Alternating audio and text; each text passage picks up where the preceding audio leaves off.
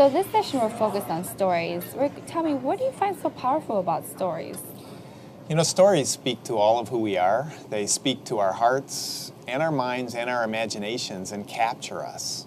I think in stories we identify with people and we identify with what they're going through. And in a media culture where we're used to stories coming at us all the time, I think we learn the most through stories, through identifying with what somebody goes through. And we learn truth as we identify with their story and apply their story to our own story. So I think also stories are the only container big enough to hold truth. Propositions, ideas, they're important parts of what truth is, but often it's story that gives the bigger container, the bigger framework. I think in many ways stories are the fundamental layer of our worldview, of how we look at the world. It's stories that tell us what the world is like, and it's stories that tell us who we are. So stories are that fundamental layer of communication, identification, and identity that I think are the primary way people, at least initially, learn and find truth. But what if we feel like our stories are just too simple? You know, that's a problem for a lot of Christians, that they think about their story and they think about what, is often called a testimony. And they think about who they were before Christ and who they were when they met Christ and what happened after and how they were forgiven. And for many people, maybe they look back and they've been Christian for as long as they can remember. And they look back and they came to Christ when they were in third grade or fourth grade. And when they tell that story, it just doesn't feel very important. And I think that's often what we face when we think about our story coming to Christ. And so what I encourage people to do is I encourage people to tell transformation stories, life change stories, fork in the road stories, meeting God stories. When have you most encountered God? When did you come to a fork in the road?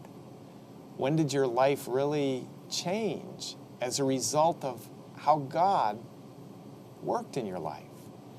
I think when we ask those kinds of questions and when we put that together with where we're broken, where we're needy, where our questions lie, where we struggle, when we put those two things together, we tell important stories, stories people can identify with.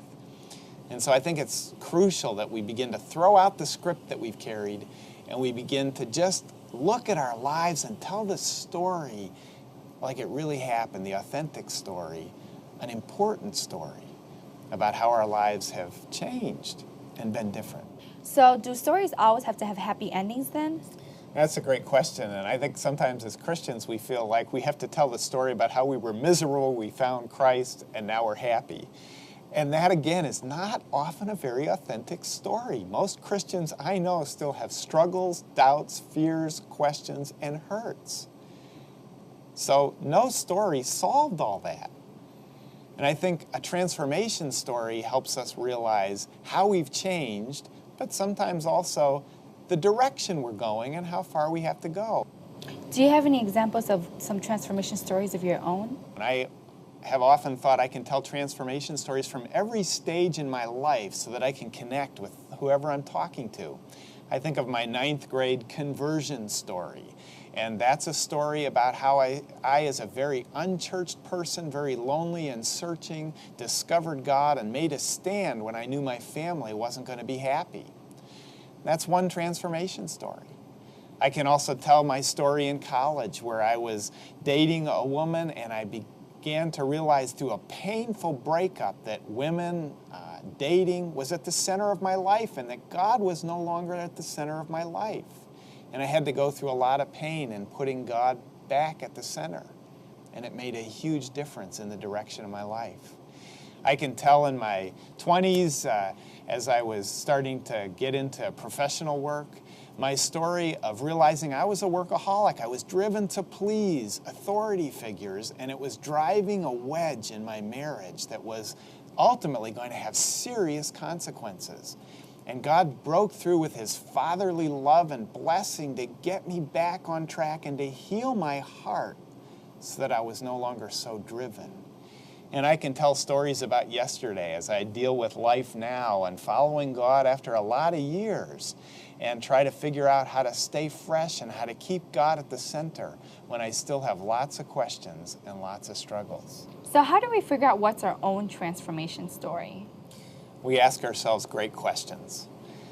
I think we ask ourselves questions about our own struggles and doubts and fears and brokenness.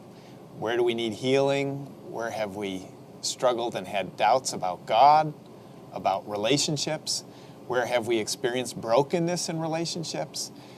So we ask those kind of questions, and then we also ask questions about God and how God has met us at different points. Have we experienced God? What did that feel like? When did that happen? What difference did it make? Stories always need conflict and resolution, struggle and progress to make them good stories. The best stories have those kind of elements woven together. And so we ask ourselves good questions, and then we tell it true.